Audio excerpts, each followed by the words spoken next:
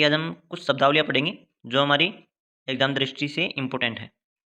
इसके बाद में हम कुछ समितियाँ पढ़ेंगे, जैसे लोक लेखा समिति है, प्राक्कलन समिति है, जो हमारी एग्जाम दृष्टि से जितनी भी समितियाँ हैं हम उस सभी को कवर करेंगे और किस समिति के अंदर क्या डिफरेंस है, क्या समानता है, क्या उनमें क्या होता है, हम सभी को कवर करेंगे। अब देखिए, आज हम शब्दावलियाँ पढ़ रहे हैं। शब्दावलियाँ दोस्तों अपन को क्वेश्चन को समझने में भी काफ़ी हेल्पफुल होता है और यहाँ से क्वेश्चन भी बनते हैं डायरेक्ट, तो इसलिए अपन को यहाँ पे कवर करना जरूरी था शब्दावलियों को। ठीक है, आप इस वीडियो को अंत तक देखना, तभी आपको ये समझ आएगा कि कौन सा शब्द का क्या अर्थ है। ठीक है, अब देखिए, मैंने 7 यहाँ पे प्रमुख शब्दावलियों का वर्णन लिया है। कौन कौन सा है? पहला है हमारा स्थगन, दूसरा शत्रावसन, विघटन, प्रश्नकाल, शून्यकाल, विश्वास प्रस्ताव और अविश्वास प्रस्ताव। देखिए, आप इस वीडियो को अंत तक देखना और आपको अच्छा लगे तो सब्सक्राइब करके जरूर जाना। अब देखिए, हमारा पहला पॉइंट क्या है? स्थगन। अब देखिए, स्थगन क्या है? जब संसद के सदन में बैठक चल रही है, ठीक है, और अध्यक्ष के द्वारा उस बैठक को रोक दे, तो उस रोकने की स्थिति को ही स्थगन कहते हैं। ठीक है, जब संसद के सदन कौन कौन से, पहले तो आपको ये ध्यान रखना है। लोकसभा कौन है? लोकसभा और राज्यसभा, यही है राज्यसभा। अब मान लीजिए लोकसभा के अंदर बैठक चल रही है, तो उस बैठक की अध्यक्षता कौन करेगा? लोकसभा अध्यक्ष। कौन करेगा? लोकसभा अध्यक्ष। ये आपको ध्यान रखना है, लोकसभा अध्यक्ष। जबकि राज्यसभा में अगर बैठक चल रही है, तो उस बैठक की अध्यक्षता कौन करेगा? राज्यसभा का सभापति यानी उपराष्ट्रपति। उपराष्ट्रपति, ठीक है, ये ध्यान रखना है। अब देखिए, मान लीजिए अगर लोकसभा में बैठक चल रही है, अब लोकसभा में अध्यक्षता तो लोकसभा अध्यक्ष कर रहा है, लेकिन अगर मान लीजिए लोकसभा में अगर किसी मुद्दे पर जो बैठक हो रही है, ठीक है, अब मान लीजिए उस बैठक के अंदर बहस ज़्यादा छिड़ जाती है या शोरगुल करने लग जाते हैं, जो हमारे सांसद वगैरह वहाँ पे बहस करते हैं, ठीक है, तब अगर मान लीजिए लोकसभा अध्यक्ष को ऐसा लगे कि शोरगुल ज़्यादा होने लग गया या फिर बहस ज़्यादा छिड़ गई, ठीक है, तो ऐसी स्थिति में लोकसभा अध्यक्ष उस बैठक को यानी रोक सकता है या स्थगन कर सकता है, और वो उसे अनिश्चित काल के लिए भी स्थगन कर सकता है, और उन पे डिपेंड है वो 1 दिन के लिए करे या फिर 1 घंटे के लिए करे या फिर अनिश्चित काल के लिए भी उस बैठक को स्थगन कर सकता है। ऐसे ही राज्यसभा के अंदर होता है। यहाँ पे राज्यसभा का सभापति के पास होता है, जबकि लोकसभा में लोकसभा अध्यक्ष के पास होता है ये पावर। तो आपको एग्जाम में यहाँ से अगर ऐसे क्वेश्चन पूछा जाए, लोकसभा में स्थगन कौन करता है, तो लोकसभा अध्यक्ष, जबकि राज्यसभा में कौन करता है? उपराष्ट्रपति या राज्यसभा का सभापति। ठीक है, ऐसे क्वेश्चन पूछा जाए तो आपको राइट आंसर का पता होना चाहिए। अगले पार्ट में चलते हैं हम। अब देखिए, अपन सत्रावसन पढ़ेंगे। सत्रावसन का अर्थ क्या है? देखिए, इस पॉइंट को पढ़िए।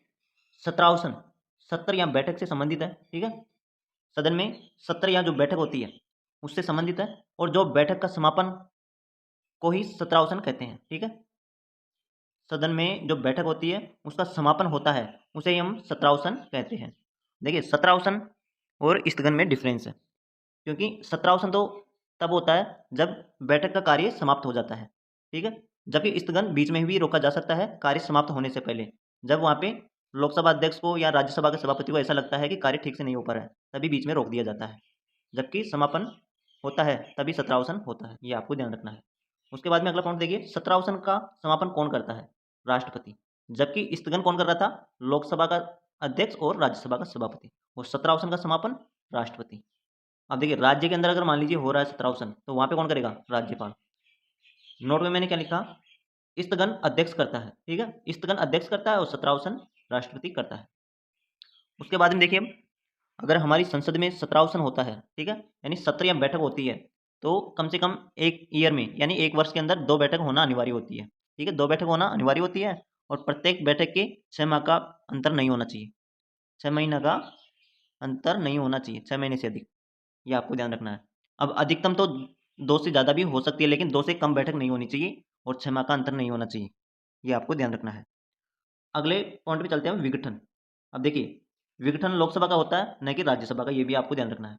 यहाँ पे अपना पॉइंट है, लोकसभा का विघटन कौन करता है? राष्ट्रपति। ठीक है, और किस आर्टिकल के तहत करेगा? आर्टिकल 85 के तहत। कौन करता है? राष्ट्रपति। और लोकसभा का ही विघटन होता है, राज्यसभा का विघटन नहीं होता है, और आर्टिकल 85 के तहत होता है। ये तीनों पॉइंट आपको ध्यान रखना है। उसके बाद में अगला पॉइंट देखिए, राष्ट्रपति विघटन कब करता है? राष्ट्रपति विघटन तो करता है, लेकिन किस कंडीशन में करेगा? जब सरकार बहुमत खो दे। ठीक है, जब सरकार बहुमत खो दे तब राष्ट्रपति लोकसभा का विघटन कर देता है। जब मंत्रिपरिषद राष्ट्रपति को लिखित रूप से कहे कि लोकसभा का विघटन किया जाए तब भी राष्ट्रपति लोकसभा का भंग कर सकता है। तो ये दो कंडीशन पे ही लोकसभा का राष्ट्रपति भंग कर सकता है, ये आपको ध्यान रखना है। अब मान लीजिए अगर राष्ट्रपति लोकसभा को भंग कर देता है तो विघटन के बाद 6 महीने के अंदर चुनाव कराना अनिवार्य होता है। कितने महीने? 6 महीने के अंदर उसे चुनाव कराना अनिवार्य होता है। और जब चुनाव हो जाता है, ठीक है, सभी सदस्य का चुनाव होने के बाद में ही नई सरकार का गठन होता है और वो कार्य करती है। उसके बाद में अगले पार्ट में चलते हैं हम। अब देखिए यहाँ पे प्रश्नकाल आ गया। अब प्रश्नकाल में क्या है? सामान्यतः संसद के सदन की बैठक का प्रथम घंटा प्रश्नों के लिए होता है, उसे ही प्रश्नकाल कहते हैं। देखिए संसद में जो बैठक होती है, प्रथम बैठक का जो घंटा है, ठीक है, बैठक का जो प्रथम घंटा है उसे ही प्रश्नकाल कहते हैं। उसके अंदर प्रश्न पूछे जाते हैं। अब देखिए बैठक कब स्टार्ट होती है? 11 बजे से और 12 बजे तक, और इस 1 घंटे को ही प्रश्नकाल कहते हैं। अब देखिए इसमें दो टाइप के क्वेश्चन पूछे जाते हैं, एक तो लिखित और एक मौखिक। तो मौखिक पूछा जाएगा उसे तारांकित प्रश्न कहते हैं, जबकि जो लिखित पूछे जाते हैं, ठीक है, उसे अतारांकित प्रश्न कहते हैं। ये आपको ध्यान रखना है। तारांकित और अतारांकित में क्या डिफरेंस है? तारांकित एक मौखिक में है, जबकि अतारांकित एक लिखित प्रश्न के रूप में पूछे जाते हैं। यहाँ पे प्रश्न कौन पूछता है? सांसद, ठीक है। कौन पूछता है? सांसद। किसको पूछता है? जो मंत्री होते हैं, ठीक है, उन्हीं को ये क्वेश्चन पूछते हैं। ये आपको ध्यान रखना है। अगला पॉइंट देखिए अब शून्यकाल। अब शून्यकाल में क्या है? शून्यकाल 1 घंटे बाद आता है प्रश्नकाल के, यानी 1 बजे ये स्टार्ट हो जाता है। यानी प्रश्नकाल का टाइम कितना बजे समाप्त हो रहा था? 12 बजे। और 12 बजे से 1 बजे तक ये चलता है शून्यकाल। उसके बाद में देखिए शून्यकाल 12 बजे से 1 बजे तक होता है, ठीक है, ये मैंने बता दिया। उसके बाद में अगला पॉइंट देखिए, शून्यकाल शब्द ये संविधान में वर्णित नहीं था, ये मीडिया यानी प्रेस द्वारा दिया गया शब्द है। किसके द्वारा दिया गया है? मीडिया के द्वारा दिया गया है शून्यकाल। ये संसद में वर्णित नहीं था। उसके बाद में अगला टॉपिक देखिए, अगला पॉइंट विश्वास प्रस्ताव। विश्वास प्रस्ताव हमेशा मंत्रिपरिषद के द्वारा ही लाया जाता है। क्या है? विश्वास प्रस्ताव हमेशा मंत्रिपरिषद के द्वारा ही लाया जाता है और ये लोकसभा में लाया जाता है, ठीक है। राज्यसभा में नहीं लाया जाता है, ये हमेशा लोकसभा में लाया जाता है। और किसके द्वारा लाया जाता है? मंत्रिपरिषद के द्वारा। देखिए सरकार तब तक बनी रहती है जब तक विश्वास मत प्राप्त है, ठीक है। विश्वास मत प्राप्त करने के लिए 50%, ठीक है, प्लस यानी इससे एक वोट अधिक, एक या इससे एक से भी अधिक वोट यानी पक्ष में होने चाहिए, तभी विश्वास मत प्राप्त होगा।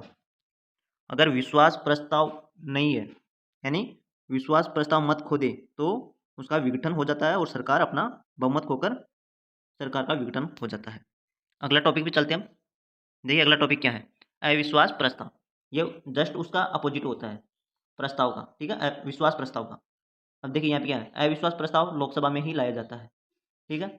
अविश्वास प्रस्ताव जब एक या एक से अधिक मंत्री के विरुद्ध लाया जाता है, ठीक है। अगर मान लीजिए एक मंत्री के विरुद्ध भी लाया जाता है अविश्वास प्रस्ताव, तब भी संपूर्ण मंत्रिपरिषद को त्यागपत्र देना पड़ता है। और एक से अधिक के प्रति भी लाया जाता है अविश्वास प्रस्ताव, तब भी संपूर्ण मंत्रिपरिषद को त्यागपत्र देना पड़ता है। यह आपको ध्यान रखना है। और फिर से उसका चुनाव करा दिया जाता है 6 महीने के अंदर। यह आपको ध्यान रखना है। दोस्तों अगर आपको अच्छा लगा ये पढ़कर तो सब्सक्राइब करना। और आगे हम अगला चैप्टर हम समितियाँ से लेके आएंगे, जैसे मैंने अभी बताया था कौन कौन सी समिति में क्या डिफरेंस है, क्या उसमें समानता है। और सब्सक्राइब कर लीजिए, ये कोई आपका टाइम वेस्ट नहीं करता, कुछ ना कुछ तो आपको सीखने को मिलेगा ही एजुकेशन से संबंधित। थैंक यू दोस्तों, सब्सक्राइब करने ना भूलें।